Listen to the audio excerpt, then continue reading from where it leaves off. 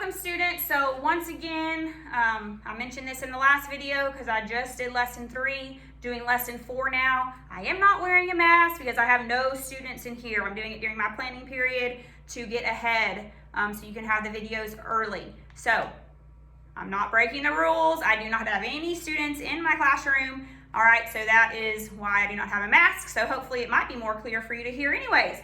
All right, so this is lesson 4. This is our last lesson for this unit. What this lesson is going to cover is called electron dot diagrams. And what the electron dot diagrams do is they show what's happening to our electrons. So we know that cations are going to lose their electrons. We know anions are going to gain the cation's electrons. Well, what these electron dot diagrams do is show that happening, okay? To make it more clear as to why a certain compound formula is created. Okay, so this should help maybe those visual learners that like to see what's happening. This should show you, hey, what's happening here. All right, so there's some very important tips when you're doing these electron dot diagrams. We first show the neutral normal atom. Okay, so on your assignment today, when it says the atom, that's just plain showing the valence electrons as they are. When you're creating the ion, that is when a cation will have all of its electrons removed because they're going to give away all of its electrons. Okay, an anion is gaining electrons, so it should have the full outer shell then. Okay, so that's what's happening. Make sure on your ion electron dot diagrams you show the charge, because as soon as you lose one electron, that neutral atom now becomes a negative or a positive 1 charge. If you gain 1 electron, that neutral atom now becomes a negative 1 charge. So you have to show the charge with your electron dot diagrams, okay? So let's kick this off together. All right, we're gonna do the electron dot diagrams for the following elements. So we're going to do just the elements first, and then we will show what they should be as ions. So you'll need your periodic table. What the dots are going to represent is the number of valence electrons, okay? When we fill up these valence electrons, just as you filled up the rooms in the Aufbau house, remember we had 1 electron by itself before a second one can be paired. The same is true with these electron dot diagrams. So I'll show you what I mean here. First one we're going to do is magnesium. You have to pretend, you don't draw a square around this when you're doing it, but you pretend that there's a square. And basically 2 electrons can fit on each side of the square, giving us a total of 8 electrons, which is the most any element will have because that's an octet. Okay, so whenever I'm filling up magnesium's valence electrons, I have to move around the square. I can't do 2 together until all of my positions are filled. All right, so looking at the periodic table, we know that magnesium has 2 valence electrons. So the valence electron, or the dot diagram for magnesium, you would show 1, 2. I don't care what side these dots are on. You could say dot, dot, or dot, dot, or dot, dot. It doesn't matter as long as you show 2 valence electrons around magnesium and they cannot be paired up. Okay, so this is the neutral atom of magnesium. We know that magnesium is going to want to lose 2 electrons, right? Magnesium's in group 2. It has 2 valence electrons. It wants to lose those. So the ion of magnesium is just going to be 2 plus. You have to show the charge. The valence electrons have been removed for a cation. Okay, so that's what you would show. This is the neutral atom. This would be the ion, okay? Next one, we have oxygen. Okay, oxygen is in group 16. So how many valence electrons does it have? I hope you said 6. If you said 6, you're correct. So here we have oxygen. All right, oxygen has 6. So what you have to do, go around your square to fill up these electrons. There's 4 sides of the square. 1, 2, 3, 4. Well, you told me oxygen has 6, so we got to keep going. Now we can begin to pair electrons. 5, 6. Okay, so 2 are left unpaired. You cannot have these 2 paired together and one side empty. You must fill up 1 around each side and then pair up the next. All right, so that's neutral oxygen. Now, what's oxygen going to become when it becomes an ion? I hope you said a -2 charge because it's going to gain 2 electrons. So when we draw oxygen as an ion, it is an anion, so it should have all 8 valence electrons filled. If you like to color code it, that's fine too. You can say, hey, which I'll do that whenever we're making these, say this one's new, this one's new. Well, if I added 2 electrons, that's what gives me my 2 negative charge. Okay, so make sure on your ion, you show those extra electrons being added, you show the charge of the ion. All right, one more together. Sodium.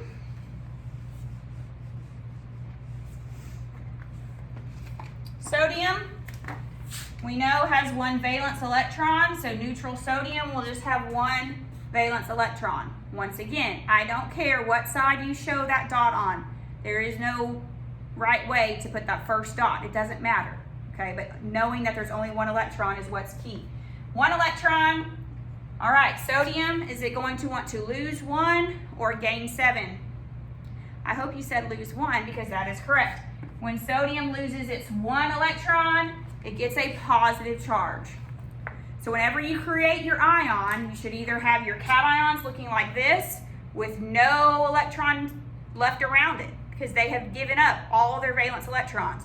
The anion, like when we did oxygen, should always have 8 valence electrons around its ion's electron dot notation because you're fulfilling its octet, its outer shell. Okay, so make sure your dot notations are right for your ions. Now we're going to show how this actually works together and how the ionic compound is formed using these dot diagrams. Maybe. There we go. All right, so we're going to draw these Lewis dot diagrams for these elements. And hopefully it should all make sense now why that crisscross rule works, okay? So let's do that. We have magnesium first. We just did magnesium. Magnesium, we know, has 2 valence electrons, so 1, 2. Magnesium is trying to bond with fluorine. All right, so then we have fluoride. How many valence electrons does fluorine have? 7. So we fill it up. 1, 2, 3, 4, 5, 6, 7. Okay, now in these electron dot diagrams, what we're doing, we're going to use arrows to show the cation giving away its valence electrons to the anion. All right, so magnesium, it only has 2, so it wants to give its electrons away. Well, it will do that. So it will give this electron away to fluorine. Okay. Is fluorine satisfied now? Yes, it has an octet. It has 8 valence electrons around it. When fluorine gained this electron, what charge did it become? A negative. Very good. So when you do this, you must show the electron moving. Show your arrow from the cation to the anion. As soon as that anion is happy, it gets a charge. 1 electron was gained, so you get a negative charge. So fluorine's good. But now let's look at magnesium. Is magnesium happy? Nope. It still has 1 valence electron that it's trying to get rid of. So what do you think is going to happen now? Hopefully you said we have to bond another fluorine to it, and that is correct. It needs another anion to give its electron to. So now we have to draw another fluorine. So fluorine starts with 7 valence electrons. Now magnesium says, hey, I see another fluorine. I can donate my last valence electron to this fluorine. Keep in mind, it can't donate any more here. Fluorine already has 8. It can't take any more. That's why we had to find another fluorine to give that electron to. So now, fluorine, it is happy. It has 8 It did that by gaining 1 electron, so it gets a -1 charge. Then we have to make sure and come back here and put our charge for our cation. Magnesium lost 2, so therefore it should get a 2+ charge. Now, it's a good way to double check this. You can double check this by just coming up with the formula for magnesium fluoride. All right, so if we do that, we know magnesium has a 2+ charge, fluorine has a negative charge. So we crisscross, 2, 1, we get the formula MgF2. Well, hey, it all makes sense now. This formula shows us I should have 1 magnesium atom. Do I have 1? Yes. It also shows me I have 2 fluorine atoms. Do I have 2? Yes. So it all works. So that's the way you need to double check your work. After you draw your diagram or before, so you kind of know in what way to head. Always come up with that formula to make sure your formula matches your electron dot diagram. All right, any questions on that? Well, if so, message me. We'll do 2 more together here. We have sodium chloride next. All right, so looking at the periodic table, sodium, upside down, sodium has 1 valence electron. So here's sodium, 1 measly valence electron. Now we have chlorine that it's trying to bond to here. Chlorine is a halogen. It has 7 valence electrons. So 1, 2, 3, 4, 5, 6, 7. All right, so remember, sodium is our cation. It wants to give an electron away. So we draw our arrow from our sodium valence electron over to chlorine. Okay, now chlorine is happy because it has 8 valence electrons. So what charge does chlorine get? A -1. Is sodium happy? Yes, it gave away its 1 valence electron. It's good. So sodium becomes +1. We can double check using our formula because here we're showing everything's happy. 1 sodium, 1 chlorine, done. Let's see if it works out that way. So we know sodium has a positive charge. We know chlorine has a negative charge. So when we crisscross, we get 1 and 1. Hey, NaCl, which shows I have 1 sodium bonded to 1 chlorine. And then I'm done. Once again, to get all the credit for these problems, you must show that electron being transferred with an arrow. You must show the resulting ion charges. Okay, let's do 1 more together. All right, calcium nitride. Okay, so here we have calcium. Calcium has how many valence electrons?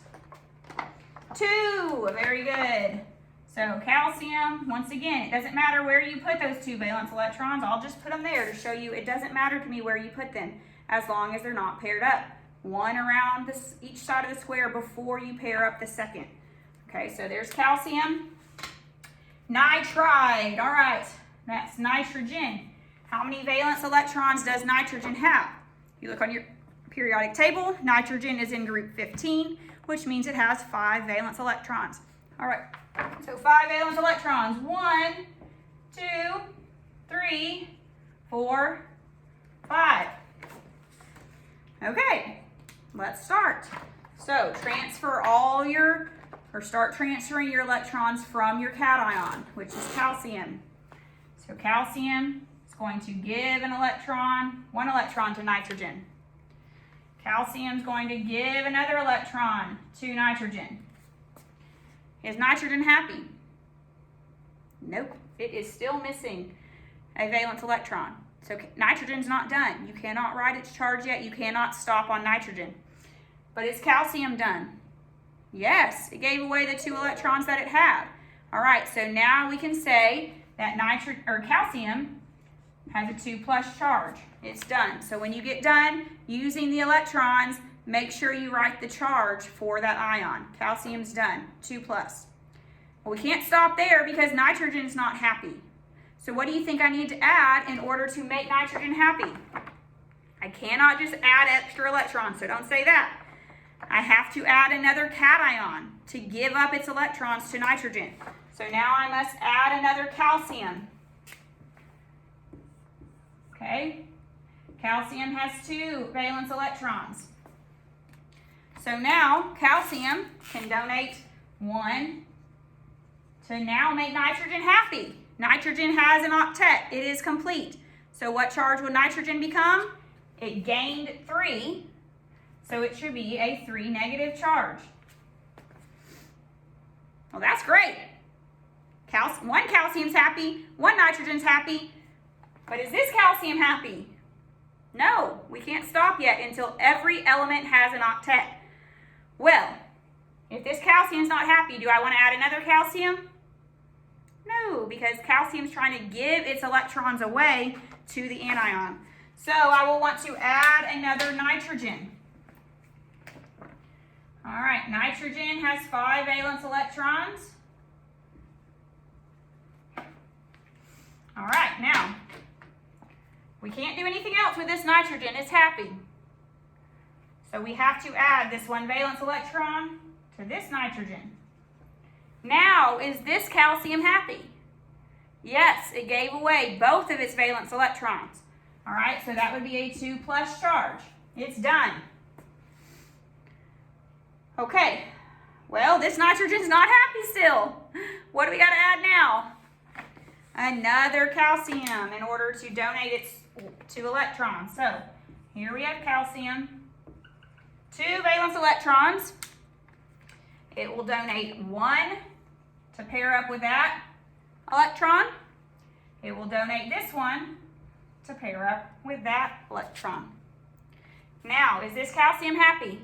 Yes, it gave away both of its valence electrons, 2+. Is this nitrogen happy? Yes, it gained 3 electrons, 3-. Does everything have its charge? Yes. Does everything have an octet? Yes. So you are done. Let's double check our formula to make sure we did it correctly. So here we have calcium nitride, what we just did. Calcium, we know, has a 2+ charge. Nitrogen, we know, has a 3 negative charge. All right, so we crisscross, we get Ca3 N2. So what the formula tells us, we should have 3 calcium atoms. 1, 2, 3. We do. We should have 2 nitrogen atoms. 1, 2. We do. So we are done. Okay. So that would be exactly what you need to show to get all credit for these types of problems. You have to show those electrons being transferred from your cation to your anion, and then you have to show the overall charges. You must have the correct number of atoms in the end. So check it with your formula, all right, to make sure that all the charges balance out. You can also see that, hey, I have a +2, +2, +2. So my total positive charge in this compound is a +6. You can also see, hey, I have a -3, -3. So my overall negative charge is a -6. So the positive and the negative charges balance out. That is it. You have a homework assignment on Lewis dot structures. So please check that out and let me know if you have any questions.